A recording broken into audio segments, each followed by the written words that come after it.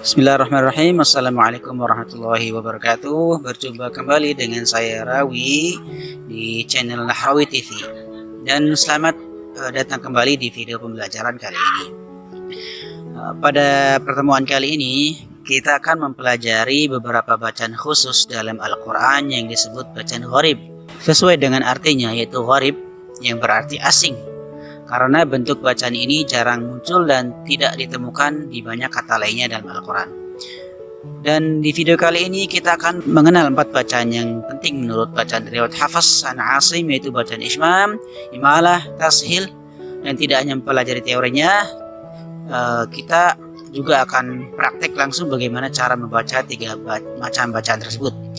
Pembelajaran ini akan membantu kita membaca Al-Quran dengan lebih tepat, teliti, dan sesuai dengan kaidah qiraah yang diwariskan para ulama. Baiklah, langsung saja kita simak video pembelajarannya dan siapkan buku catatan kalian.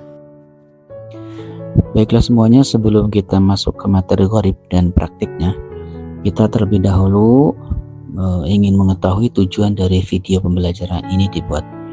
Tujuannya adalah satu, menjelaskan pengertian Ishmam, Imalah, dan Tashil.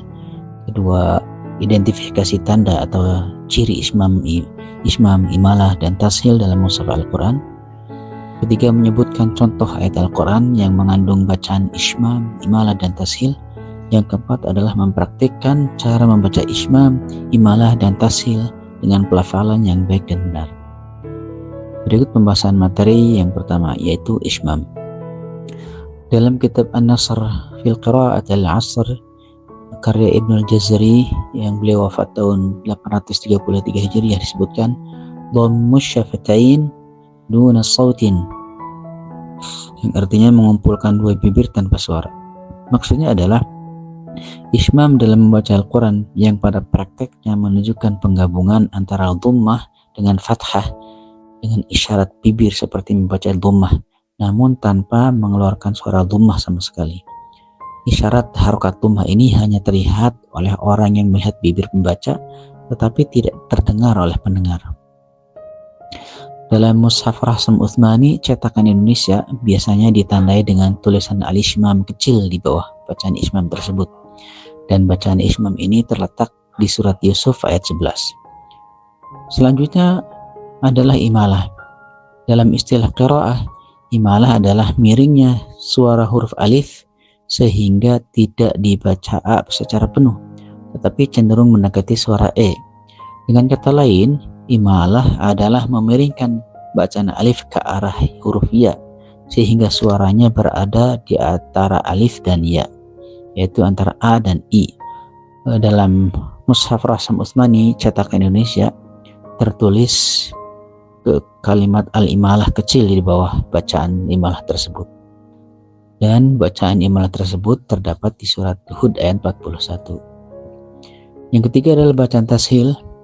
Dalam kitab yang sama, ya, kitab An-Nasr fil Qira'at al-Asr karya Ibnu al-Jazari, disebutkan bahwa tashil adalah melafalkan hamzah kedua dengan suara yang ringan, tidak sempurna seperti hamzah asli, dan tidak pula diganti dengan huruf lain. Di dalam mushaf Rasm Utsmani di cetakan Indonesia biasanya bacaan tersebut ditandai tulisan tashil kecil di bawah bacaan tashil tersebut. Letaknya berada di surat Fussilat ayat 11. Baiklah, setelah kita mempelajari teori 3 macam bacaan tersebut, sekarang kita akan melihat dalam video bagaimana bacaan tersebut dilafalkan. Video cara membacanya akan diulang masing-masing 3 kali. Jadi rekan-rekan semua bisa menirukan dan mempraktikkannya langsung. Ini dia videonya. Qalu ya abana ma laka la ta'manna ala Yusuf wa inna lahu lanasihun. Qalu ya abana ma laka la ta'manna ala Yusuf wa inna lahu lanasihun. قالوا يا أبانا ما لك لا تأمنا على يوسف وإنا له لناصحون. وقال اركبوا فيها بسم الله مجريها ومرساها. وقال اركبوا فيها بسم الله مجريها ومرساها وقال اركبوا فيها بسم الله مجريها ومرساها أعجمي وعربي أعجمي وعربي أعجمي وعربي. Alhamdulillah, kita sudah mempelajari 3 bacaan gharib atau asing di dalam Al-Quran, yaitu bacaan Ishmam, Imalah, Tashil, dan mempraktekkannya langsung. Semoga dengan memahami dan mempraktekkan cara baca yang benar, kita menjadi lebih teliti, percaya diri, dan termotivasi untuk terus memperbaiki bacaan Al-Quran kita. Ingat bahwa tajwid bukan hanya aturan teknis, tetapi juga bentuk penghormatan kita kepada Al-Quran sebagai kalamullah. Semakin benar bacaan kita, semakin bagus pula adab kita kepada kitab suci Al-Quran.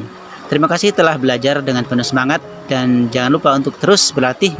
Ulangi videonya jika perlu, dan insya Allah bacaan kalian akan semakin baik dari hari ke hari.